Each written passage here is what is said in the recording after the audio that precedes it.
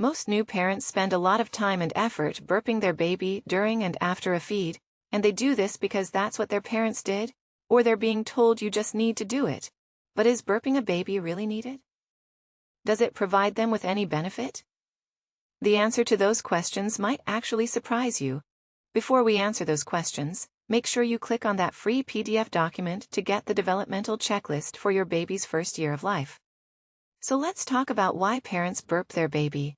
The idea behind burping is that when babies are nursing, so they might be bottle feeding or breastfeeding, they are inhaling air, and this air becomes trapped in their stomach.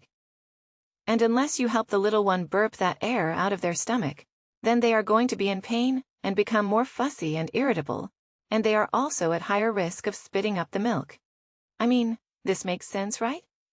Or does it? We now know that there's a number of reasons why this belief might not be accurate.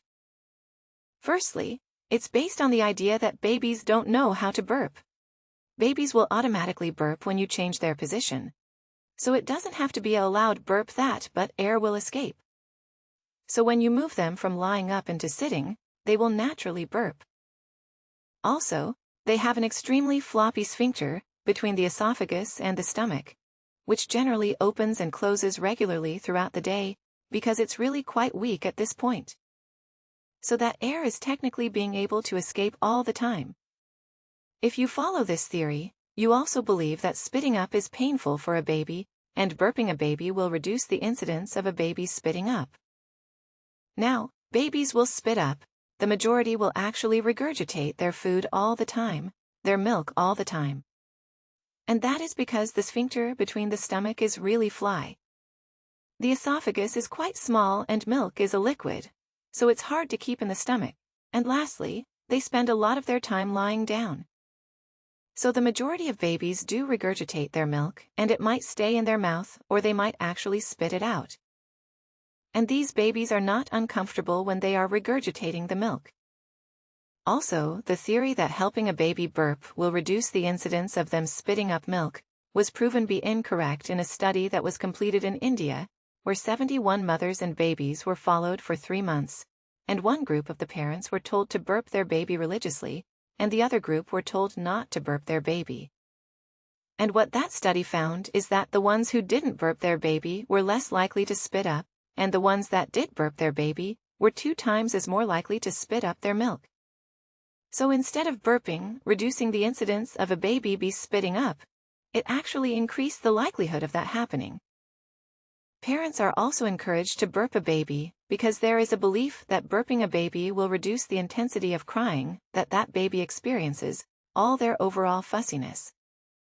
Now, the study that was completed in India with those 71 mothers and newborns actually showed that there was no difference in the level of fussiness.